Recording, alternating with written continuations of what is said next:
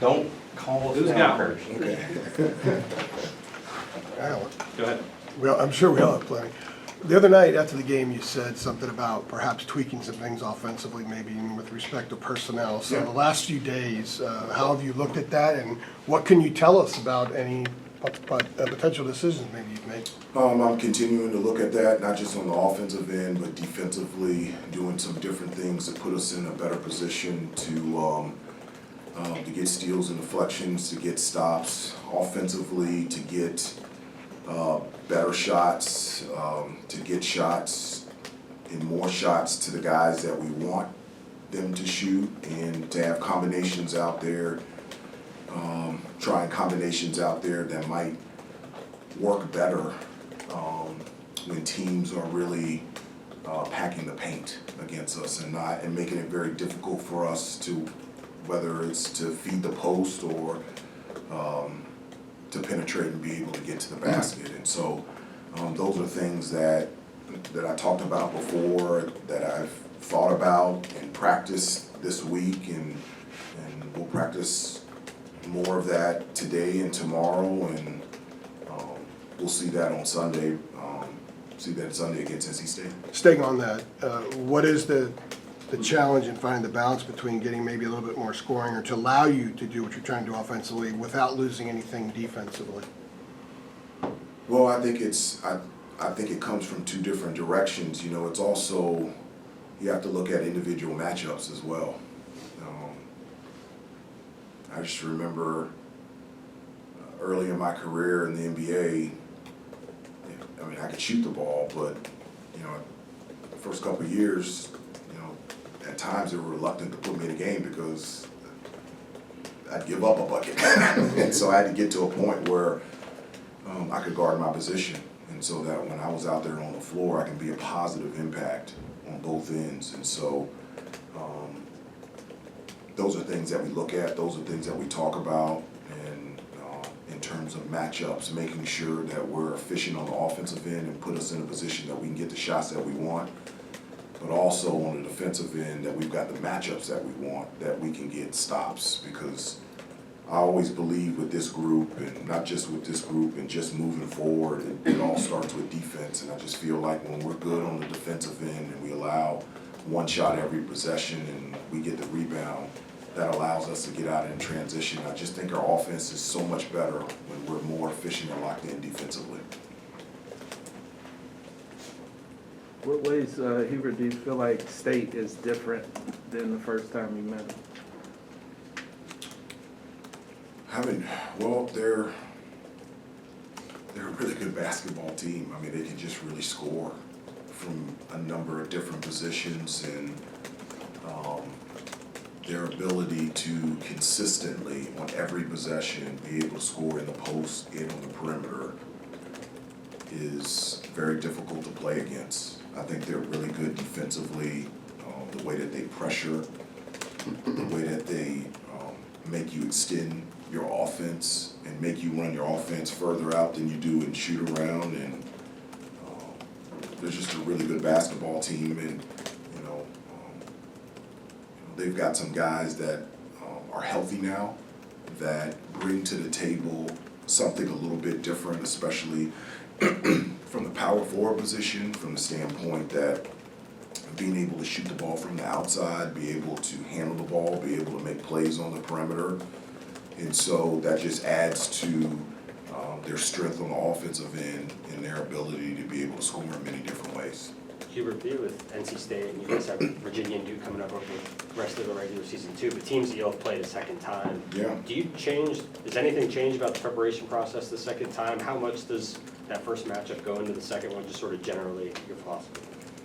Well, I mean, obviously, after the first game, you look at things that you did well, things that, you want to improve on, and those are things that you look at and want to continue to do the things that you did well, and address the things that you feel like that you could have done better in that particular game.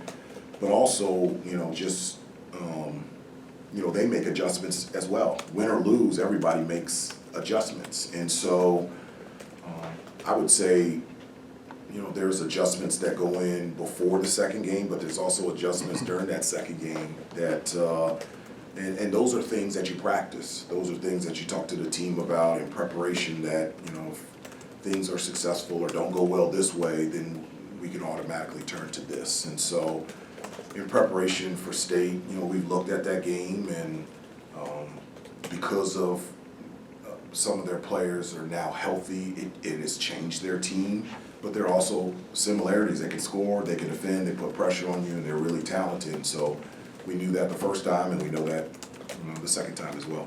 Coach Kevin Keith said this morning at his press conference that it's really unique being able to see DJ Burns go up against Armando Bacon, and that it's kind of old-fashioned in a way, what you don't really see anymore in college basketball. Does that make the game more entertaining for you watching it when you're watching the play, whether it's on the offensive or defensive side of the ball, seeing them go up I think against each it'd be other? more entertaining if DJ wasn't there. That'd be great. And just Armando was down in the post. In what way? That's really entertaining.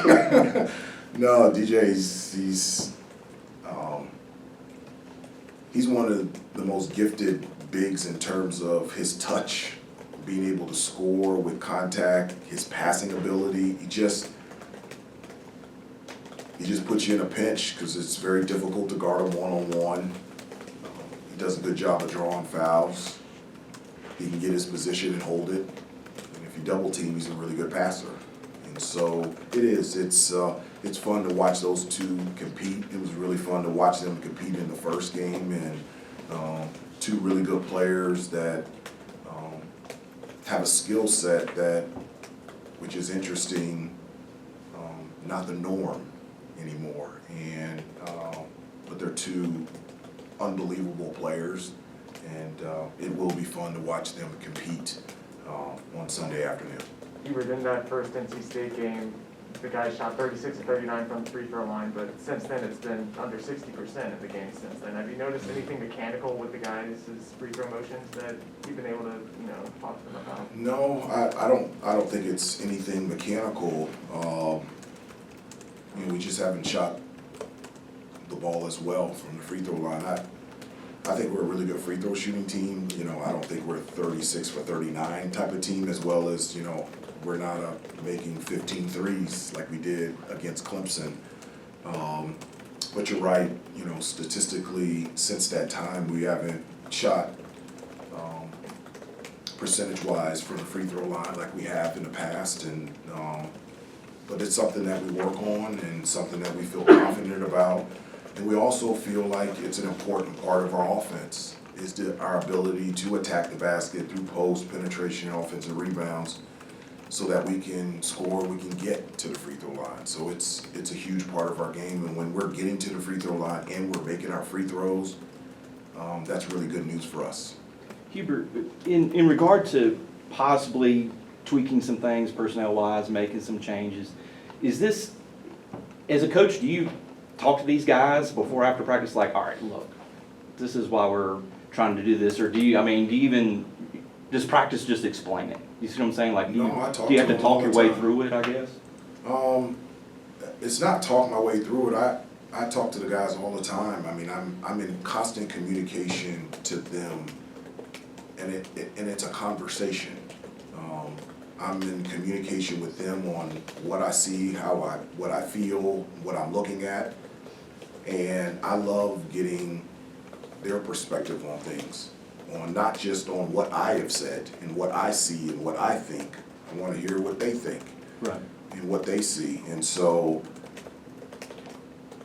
with the players, there is no vagueness, no misinterpretation. They 100% know from A to Z anything where I'm coming from and what I'm thinking and what I want to do from everything.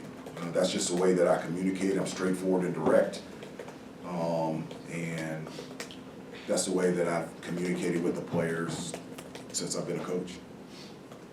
Hubert, you've said in the past, I know you're not fixated on quad one wins and things of that nature, but what do you need to see from this team these last 5 games for you to be like, this is an NCAA tournament team? Well, I don't look at it like, okay, this is what I need to see for for this team to be an NCAA tournament team, what I always focus on is the process. Like, I want us to reach our full potential, and I don't think we have. And I want us to play really well.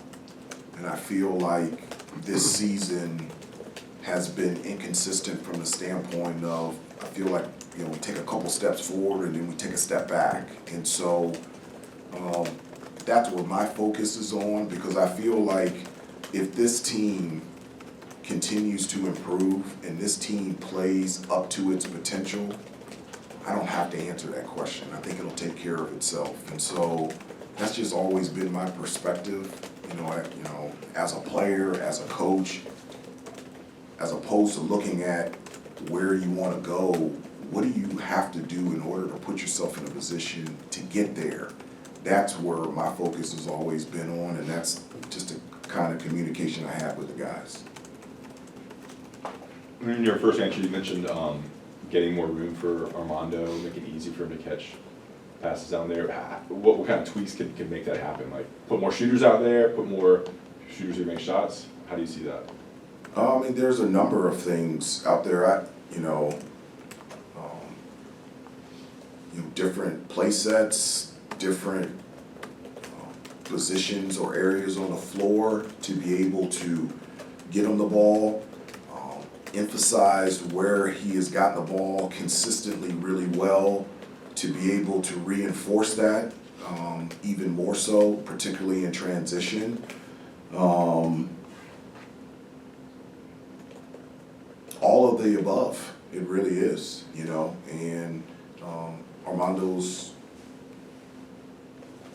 to me, is the biggest piece for us offensively, because his game allows us to score consistently down on the post. His game gets people in foul trouble and gets us into the penalty. His game opens up everything for everybody else, and it's not this guy's more important than this guy, but for us to be the best that we can be, Armando's got to be great. And Armando's has to have the ball. And that's where I want it. Time for about 2 more. Have you had some hard conversations with some guys this week? And if so, how have they responded to that? Can you tell me what you mean by hard conversations? Well, you're looking at... That's vague. Okay, if you... So the theme here is maybe tweaking some things, and maybe more drastic than tweaking some things that would require some conversations. So have some of those conversations been hard to have with some guys as far as maybe discussing their role changing a little bit? And if so, how have they responded? I haven't had any hard conversations. I've had constant, clear, and upfront and direct conversations with pretty much all the guys on the team. And so my conversations that I've had over this past week are no different than I have them throughout the entire season. I am direct, straightforward, clear, straight to the point. They know exactly where I'm coming from. And so, and I don't have a problem having conversations, whether they're difficult or not. I just love communication. And so the communication between myself and the players have been really good this week. Pete Gaines is in a slump. I don't think it's a secret to anybody in the last 5 games. Have you talked to him about his mentality? I know when Caleb was going through something, you said you did talk to him. So how do you get Pete back involved in the offense where he can hit some shots, or how do you approach that with him? Well, how I approached it with him was that I don't look at Pete as,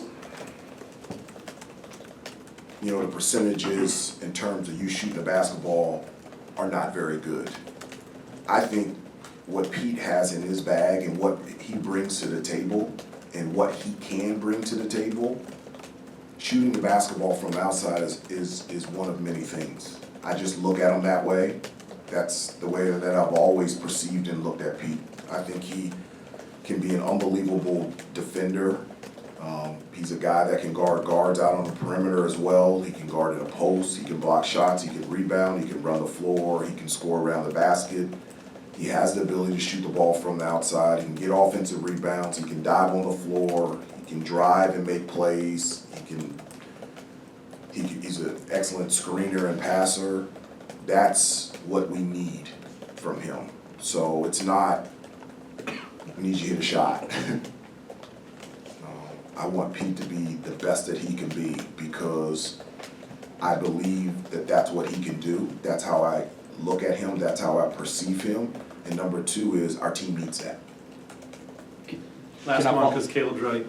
Just to follow up on what you're talking about, Pete, I mean, how is he doing?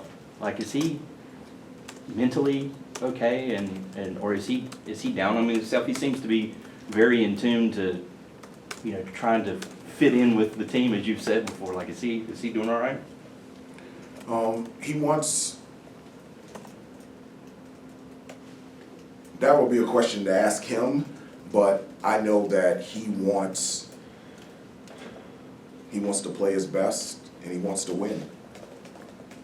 I know that, and he desperately loves being a part of this team, and he wants to contribute to the best of his ability to allow this team to be the best that it can be. And I know that's he desperately wants that. I do. Thank you, Coach. Yeah. Caleb, in here. Appreciate it, Hubert.